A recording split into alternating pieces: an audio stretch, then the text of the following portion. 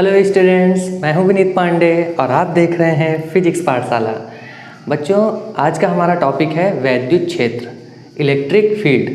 पहला जो चैप्टर है वैद्युत आवेश तथा क्षेत्र, इसको हम दो भागों में बांट सकते हैं। पहला था वैद्युत आवेश, जिसको हम पिछले 4 क्लासेस में पढ़ चुके हैं। अगर आपने नहीं देखा, नीचे डिस्क्रिप्शन में लिंक है, आप देख सकते हैं।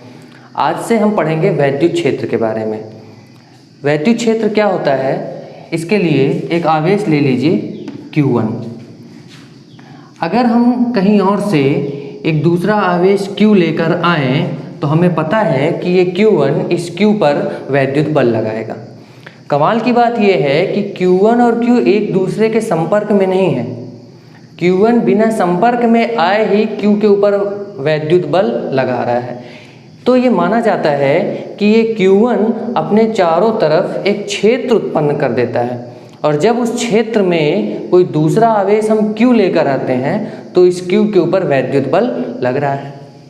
तो वैद्युत क्षेत्र क्या है? वैद्युत क्षेत्र किसी आवेश के चारों ओर का वह क्षेत्र है जिसमें कोई अन्य आवेश वैद्युत बल का अनुभव करता है।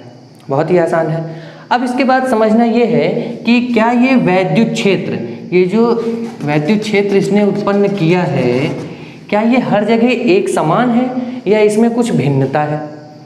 इसको समझने के लिए परिभाषा दी गई वैद्युत क्षेत्र की तीव्रता की। तो वैद्युत क्षेत्र की तीव्रता क्या होती है? वैद्युत क्षेत्र की तीव्रता आपको ये बताती है कि किसी बिंदु पर, चाहे इस बिंदु की बात कर लीजिए चाहे इस बिंदु पर, किसी विशेष बिंदु पर वैद्युत क्षेत्र, ये जो वैद्युत क्षेत्र है ये कितना प्रभावी है, इसको बताती है वैद्युत क्षेत्र की तीव्रता। मतलब जिस बिंदु पर वैद्युत क्षेत्र का प्रभाव अधिक है वहाँ वैद्युत क्षेत्र की तीव्रता अधिक होगी, और जिस बिंदु पर वैद्युत क्षेत्र का प्रभाव कम है वहाँ वैद्युत क्षेत्र की तीव्रता कम होगी। प्रभाव कैसे पता चलता है? प्रभाव पता चलता है वैद्युत बल से।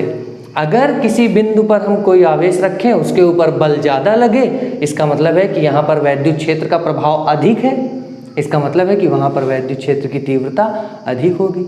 लेकिन अगर वहाँ वैद्युत बल कम लगे तो इसका मतलब है कि प्रभाव वहाँ पर कम है और वहाँ पर वैद्युत क्षेत्र की तीव्रता कम होगी।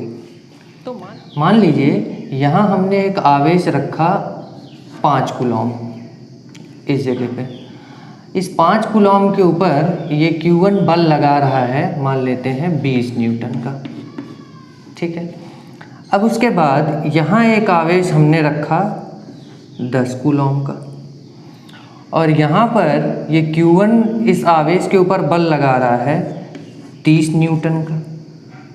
तो अगर आप केवल बल को देखेंगे 30 न्यूटन 20 न्यूटन, तो आपको ये लग सकता है कि यहाँ पर वैद्युत क्षेत्र अधिक प्रभावी है, यानी यहाँ वैद्युत क्षेत्र की तीव्रता अधिक होगी। यहाँ पर वैद्युत क्षेत्र कम प्रभावी है, यहाँ पर वैद्युत क्षेत्र की तीव्रता कम होगी।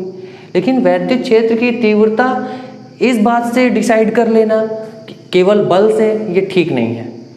इसके लिए आप एक एग्जाम्पल समझिए। मान लीजिए आप कहीं सब्जी लेने गए, एक दुकानदार के पास 5 किलो आलू है और वो आपको 40 रुपये में इसको दे देगा। एक दुकानदार के पास 6 किलो आलू है और वो आपको 42 रुपये में दे देगा। तो कौन सा आपको लेना चाहिए, इसके लिए आप क्या देखोगे? आप देखोगे कि पर केजी रेट किसका कम है। तो अगर इसका देखेंगे तो कितना मिल रहा है? 8 रुपये प्रति किलोग्राम, और ये कितना मिल रहा है? 7 रुपये। भाई 5 से आप इसको डिवाइड करोगे 8 रुपये पर केजी, इसको डिवाइड करोगे 7 रुपये पर केजी, मतलब ये हमारे लिए सस्ता है। लेकिन अगर आप केवल इधर ध्यान दिए बिना इसको ध्यान दोगे तो ये महंगा लगेगा, ये सस्ता लगेगा। ऐसे थोड़ी देखा जाता है, हम तो देखते हैं कि पर केजी रेट कितना है। तो यहाँ पर आपको समझ में आ गया कि पर केजी रेट इसका कम है, तो आप इसको लेना प्रेफर करोगे। उसी तरह से जब यहाँ हमको देखना है कि वैद्युत क्षेत्र की तीव्रता कितनी अधिक कितनी कम है, तो इसके लिए हमें ये देखना चाहिए कि उस बिंदु पर जब हम 1 कूलॉम आवेश रखें तब कितना बल लगेगा।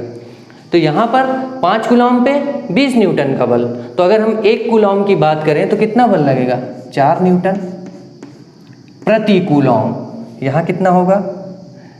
3 न्यूटन प्रति कूलॉम।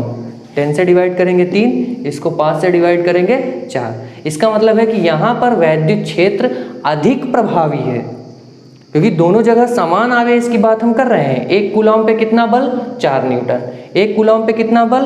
3 न्यूटन। इसका मतलब है कि इस बिंदु पर वैद्युत क्षेत्र अधिक प्रभावी है। इसका मतलब यहाँ पर वैद्युत क्षेत्र की तीव्रता अधिक होगी। तो वैद्युत क्षेत्र की तीव्रता की अगर परिभाषा दी जाए तो हम वैद्युत क्षेत्र की तीव्रता को कैसे परिभाषित कर सकते हैं? किसी वैद्युत क्षेत्र में किसी बिंदु पर, ध्यान दीजिएगा, वैद्युत क्षेत्र और वैद्युत क्षेत्र की तीव्रता में क्या अंतर है? वैद्युत क्षेत्र चारों ओर का संपूर्ण क्षेत्र है जहां पर वैद्युत बल लग रहा है, लेकिन वैद्युत क्षेत्र की तीव्रता किसी विशेष बिंदु पर परिभाषित की जाती है और उस बिंदु पर देखा जाता है कि अगर हम 1 कूलॉम का आवेश रखें तो उसके ऊपर कितना वैद्युत बल लगेगा। तो वैद्युत क्षेत्र की तीव्रता परिभाषित की जाती है किसी बिंदु पर वैद्युत क्षेत्र की तीव्रता उस बिंदु पर रखे एकांक धन आवेश पर लगने वाले बल के बराबर होती है। तो मान लीजिए अगर कुल बल हमने देखा कितना? 20 न्यूटन, उसको हम लिखें F से, और वहाँ आवेश रखा हुआ है Q। तो अगर हम Q से भाग दे देंगे तो हमें वैद्युत क्षेत्र की तीव्रता मिल जाएगी।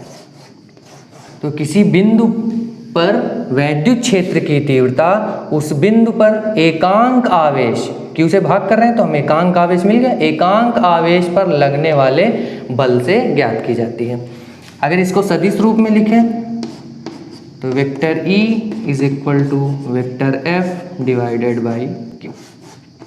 Q कैसी राशि है? अदिश राशि है। F सदिश है, वैद्युत क्षेत्र की तीव्रता भी सदिश राशि है, और इसकी दिशा, वैद्युत क्षेत्र की तीव्रता की दिशा वही होती है जो वैद्युत बल की दिशा होती है। अब इसका अगर हम मात्रक लिखें तो क्या लिख सकते हैं? बल का मात्रक न्यूटन, आवेश का मात्रक कूलॉम। तो इसका SI मात्रक क्या हो जाएगा? न्यूटन प्रति कूलॉम। तो आज के लिए बस इतना ही, मिलते हैं नेक्स्ट क्लास में।